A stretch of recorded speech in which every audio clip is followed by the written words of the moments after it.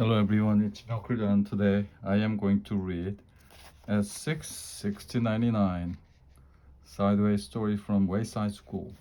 Chapter 10 Paul. Paul had the best seat in Mrs. Jules' class, sat in the back of the room. Was the seat that was the farthest away from Mrs. Jules. Mrs. Jules was teaching the class about fraction. She drew a picture of a pie on the blackboard. She cut the pie into 8 pieces. She explained that each piece was 1/8 of the pie. Paul never paid attention. He didn't see the picture of the pie. He didn't see anything. Well, he did see one thing. Actually, he saw two things. He saw Leslie's 2 pigtails. Leslie sat in front of Paul. She had 2 long brown pigtails that reached all the way down to her waist. Paul saw those pigtails and a terrible urge came over him. He wanted to pull a pigtail. He wanted to wrap his fist around it, feel the hair between his fingers and just yank. He thought it would also be fun to tie the pigtails together, or better yet, tie them to her chair. But most of all, he just wanted to pull one. Slowly he reached for the one on the right. No, what am I doing? He thought. I'll only get into trouble. Paul had it made. He sat in the back of the room. He paid no attention to anyone. Nobody paid any attention to him, but if he pulled a pigtail, it would be all over. Leslie would tell on him, and he would become the center of attention. He sighed and slowly withdrew his arm. But Paul couldn't ignore those pigtails. There they were, dangling right in front of him, just begging to be pulled. He could close his eye, but he couldn't make the pigtails disappear. He could still smell them and hear them. He could almost taste them. Maybe just a little tug, he thought. No, then there they hung, easily within his reach. Well, let him just hang there, thought Paul. It would be foolish to pull one, no matter how tempting they were. None of the other children in the class pulled pigtails. Why should he? None of the other children sat behind Leslie either. Just a simple matter of being able to think clearly, that was all. Paul thought it over, decided not to pull one. It was as simple as that. Suddenly his arm shot forward. He grabbed Leslie's right pigtail and yanked. Yeah! Screamed Leslie. Everybody looked at her. Paul pulled my pigtail, she said. They all looked at Paul. Oh, I couldn't help it, said Paul. You better learn to help it, said Mrs. Jules. You wrote Paul's name on the blackboard under the word discipline. Tell Leslie you're sorry. I'm sorry, Leslie, said Paul. Said Leslie. Paul felt horrible. Never again would he pull another pigtail. Except there was one problem. He still wasn't satisfied. He had pulled the right one, but there wasn't enough. He wanted to pull the left one too. It was as if he heard a little voice coming from the pigtail saying, Pull me, Paul, pull me. I can't, Paul answered. My name is already on the blackboard. Under the word discipline, big deal. Pull me, no way, never again. Come on, Paul, just a little tug, urged the pigtail.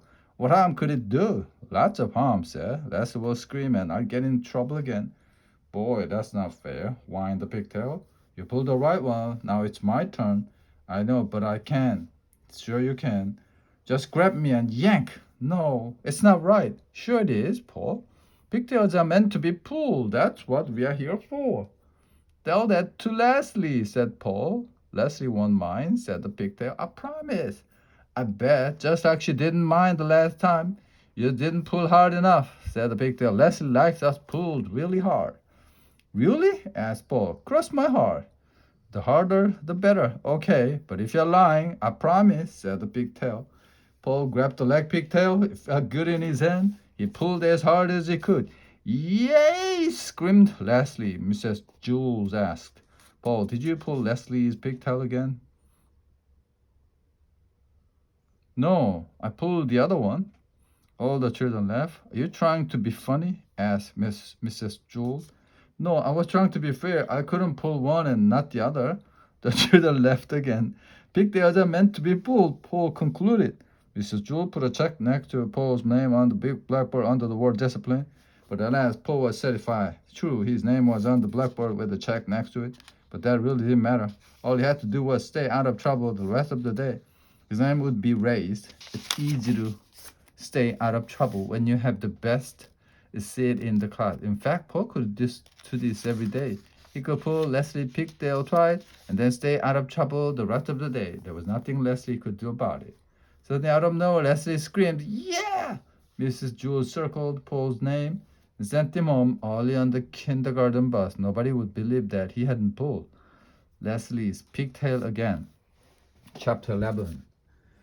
Dana. Dana had 4 beautiful eyes. She wore glasses, but her eyes were so beautiful that the glasses only made her prettier. With 2 eyes, she was pretty. With 4 eyes, she was beautiful. With 6 eyes, she would have been even more beautiful. And if she had 100 eyes all over her face and her arms and her feet, why, she would have been the most beautiful creature in the world. But poor Dana wasn't covered from head to feet with beautiful eyes. She was covered with mosquito bite.